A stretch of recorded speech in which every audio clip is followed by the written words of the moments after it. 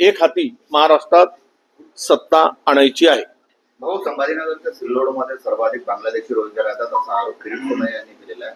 म्हणजे आणि आज ते जाणारे मला किरीट सोमय्याजींना आवाहन करतो मी की त्यावेळेस ते अब्दुल सत्तार मंत्री होते, त्यावेळेस तुमच्या मुखातून बांगलादेशी, घुसखोर, रोहिंग्या का दिसले नाही आणि आता का दिसत आहेत ते मंत्रिमंडळातून बाहेर गेल्यावर? त्यावेळेस तुम्ही का नाही बघितलं? तुमच्या पक्षाकडे मागच्या 7.5 वर्ष गृहमंत्री पद आहे, तुम्ही ते बघायला पाहिजे, काढायला पाहिजे. कोण थांबवलंय तुम्हाला? परंतु त्यांना मंत्रिमंडळातून डावलल्यानंतर त्या मतदारसंघाचा विशेष उल्लेख करून मतदारसंघातील जनतेच्या मनात संभ्रम एक निर्माण करायचा. आता नवीन नवीन विषय भारतीय जनता पक्षाकडून उकरले जातात. त्यांचा धंदाच झालेला आहे तो, कारण त्यांना चैनच पडत नाही. मतांचं पोलरायझेशन करायसाठी मंदिर के नीचे मस्जिद ढूंढेंगे और आता महाराष्ट्रामध्ये ते रोहिंग्या ढूंढतायत. हे सगळंच चाललंय कारण लोकांच्या मूलभूत प्रश्न झाकले जावे, लोकांचं मत डायव्हर्ट व्हावं आणि हक्काचं काही मागू नये, यासाठी असल्या प्रकारचे धंदे महाराष्ट्रात राजरोस सुरू आहेत. काल परवा नितेश राणे म्हणाले की 56 कोकणातील जमिनी वक्फ बोर्डाने मागितल्या. माझ्या माहितीने मी माहिती मागितली, विचारलं मी की कुठली आहे, तर त्यामध्ये असं कुठेच आढळून आलं नाही. म्हणजे असे विषय काढायचा काही संबंध नाही, ज्याचं काही देणं घेणं नाही.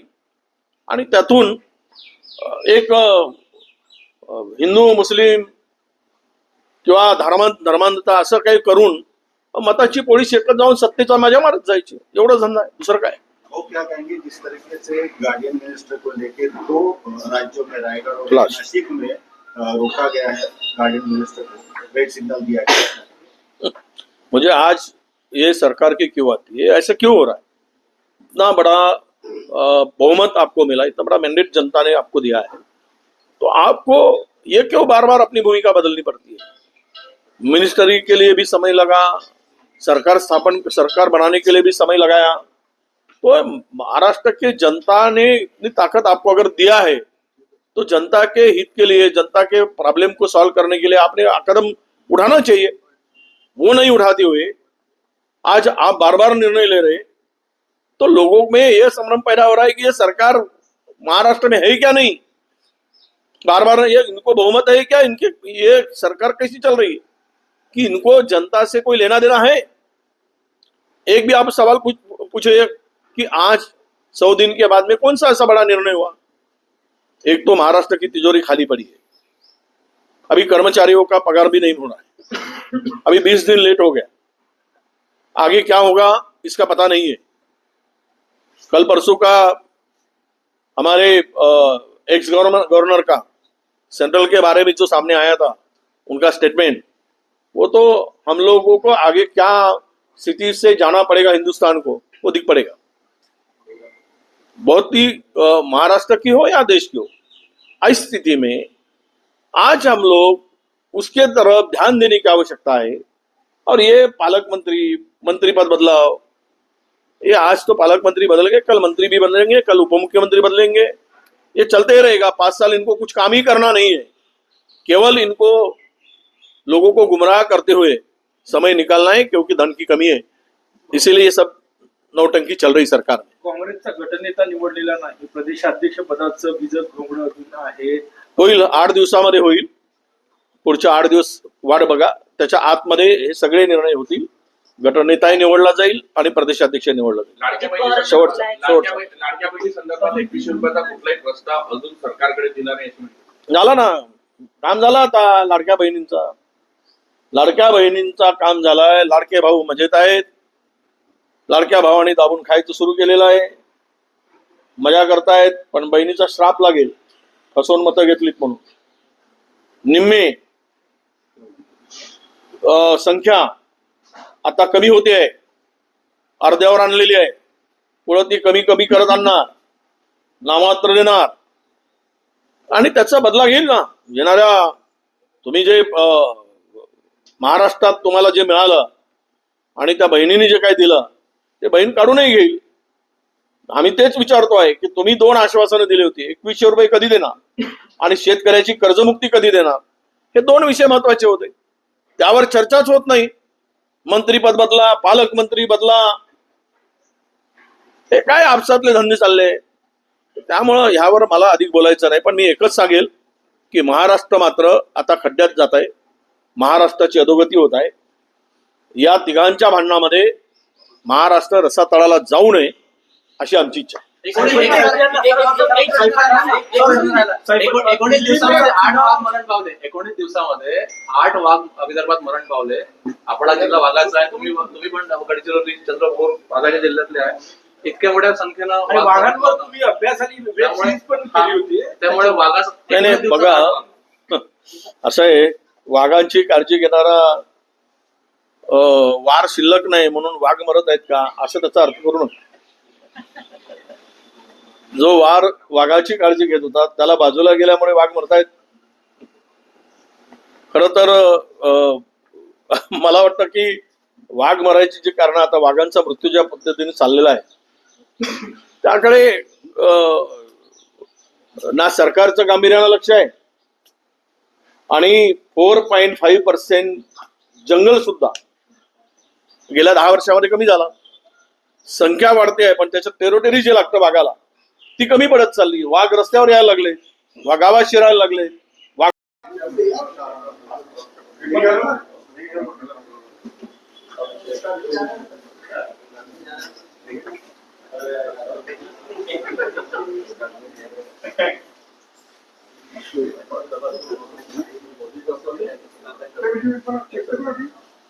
Hello NDTV, hello NDTV. चलो, हो, नमस्कार. नमस्कार. काय आता काय दुपट्ट टाकायचीच पाळी आली. या रे सर. या आइए, आप बोले. नाही तर क्रिकेटही बात करेल. ये तो क्रिकेट की बात करेंगे. अच्छा चलो. गडचिरोली प्रीमियर लीग आहे. अभिवृद्धीची त्या ठिकाणी येत आहेत क्रिकेटर. काय सांगा तिथे आदिवासी जिल्ह्यांमध्ये तुम्ही आहे. ते आदिवासी जिल्ह्यामध्ये एक खरं तर गेली 8 वर्ष, हे 8वं पर्व आहे, 8वं वर्ष आहे.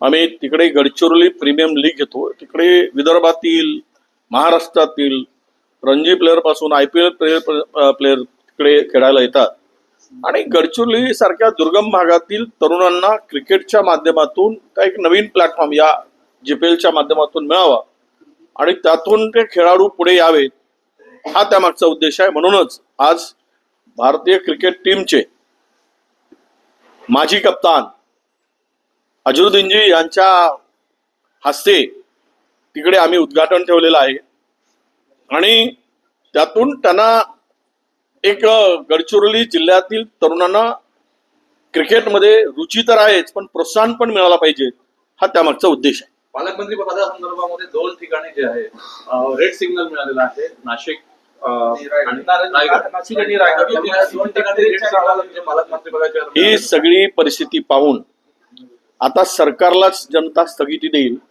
असं मला वाटायला लागलंय. काय चाललंय सावळा गोंधळ, काय ड्रामा चाललाय. इतके सगळे तुम्हाला मोठ्या प्रमाणात मॅन्डेट मिळाला, बहुमत मिळाला. तुम्ही हे सांगत होतात की स्वातंत्र्यानंतर एवढे कधीच मिळालं नाही. हा काय अशी सरकार चालवण्याची पद्धत आहे? आपसातले मतभेद इतके वाढलेत केवळ सत्तेसाठी, खुर्चीसाठी आणि त्यातून पैसे मिळवण्यासाठी ही स्पर्धा चालली आहे. ही स्पर्धा महाराष्ट्राला शर्मेनं मला असं वाटतं की मान खाली घालावी अशा पद्धतीची स्पर्धा चाललेली आहे. प्रत्येक ठिकाणी भांडण, पालकमंत्री नेमताना, मंत्री नेमताना, सरकार गठन करताना भांडणं. नांदा म्हणजे सौख्य बरे म्हणतात, आता भांडा सौख्य बरे अशी म्हणायची पाळी आली आहे. भांडा आणि महाराष्ट्राचं वाटोळं करा. बदलत आहेत आता काही वेळेस. पुन्हा पुढच्या वेळेस तुम्हाला बघायला मिळेल आता पालकमंत्री बदलले, उद्या मंत्री बदलायची पाळी येईल, परवा उपमुख्यमंत्री बदलायची पाळी येईल, नंतर मुख्यमंत्री बदलायची पाळी येईल. बदलते जाओ, महाराष्ट्राचं वाटोळं करत जा, एवढंच म्हणाल. माजी मुख्यमंत्री आणि सध्याचे उपमुख्यमंत्री एकनाथ शिंदे नाराज आहेत. दरेक गावात गेल्याची माहिती येत नाही. पालकमंत्री पदाचा असं आहे एक म्हण आहे मराठी, तुझं माझं जमेना आणि तुझ्या वाचून करमेना. काही नाराजी काढून पुन्हा काही पदरात मिळेल एवढाच आता विषय राहिलेला आहे. एकूणच बिचारा आमच्या शिंदे साहेबांची स्थिती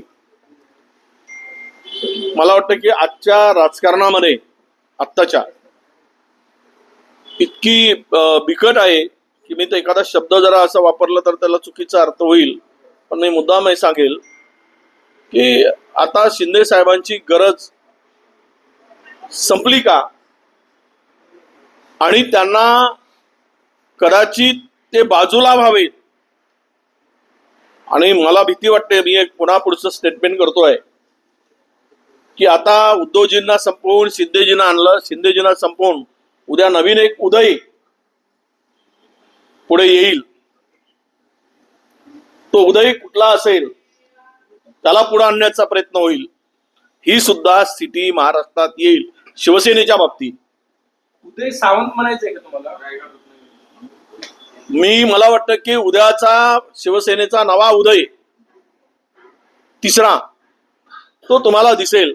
ही शक्यता सुद्धा नाकारता येत नाही, कारण काही उदय दोनही डग्यावर हात मारू नये आणि बरोबर संबंध इतके सुंदर करून ठेवलेले आहे ते उदयासाठीच आहे.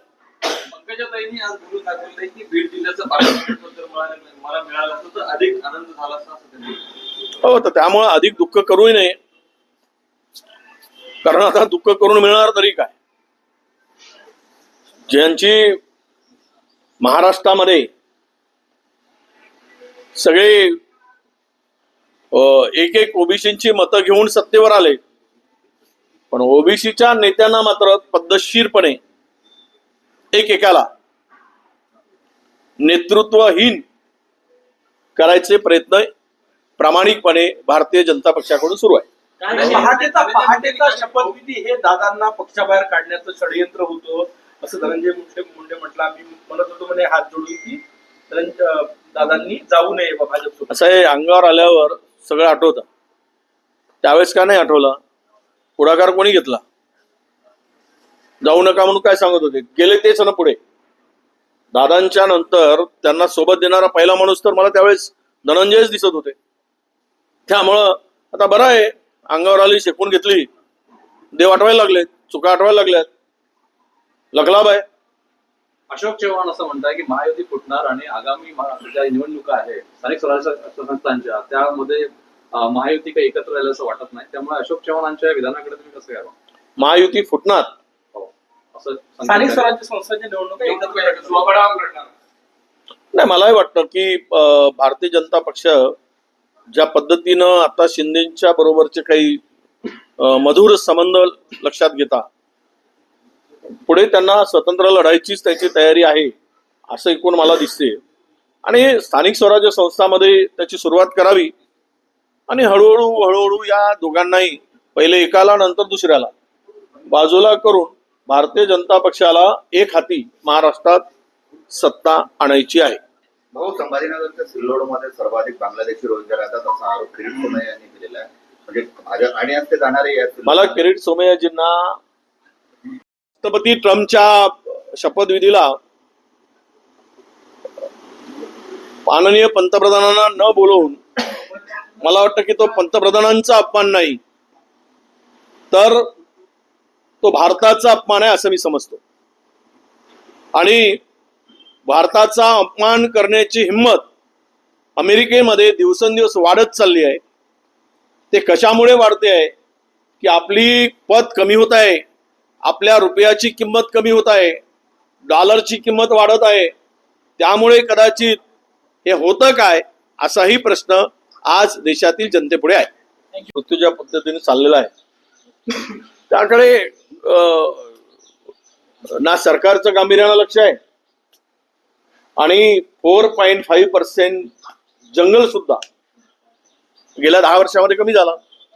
संख्या वाढते आहे पण त्याच्यात टेरोटेरी जे लागतं वाघाला ती कमी पडत चालली. वाघ रस्त्यावर यायला लागले, गावात शिरायला लागले, वाघाची झुंजी वाढल्यात, रेल्वेच्या ट्रॅकखाली वाघ मारायला लागले.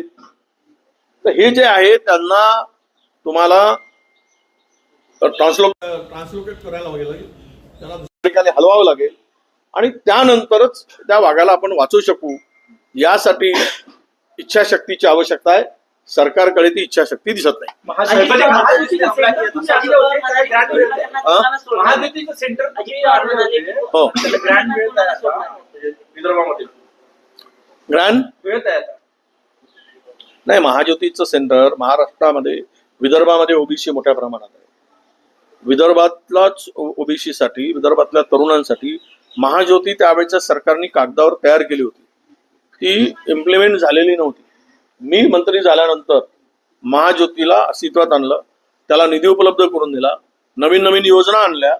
मी ओबीसीच्या मुलांनी पायलट व्हावे म्हणून मी त्यावेळेस पुढाकार घेतला. आज त्या पोरांचे हाल आहेत. मुदती त्यांचं प्रशिक्षण पूर्ण झालं नाही, त्यांना पैसे मिळत नाही. हे काय चाललं आहे? त्यांच्या पोराच्या आयुष्याशी खेळणं सुरू झालेलं आहे. म्हणून याला महाज्योतीच्या माध्यमातून अधिक पैसे दिले गेले पाहिजेत.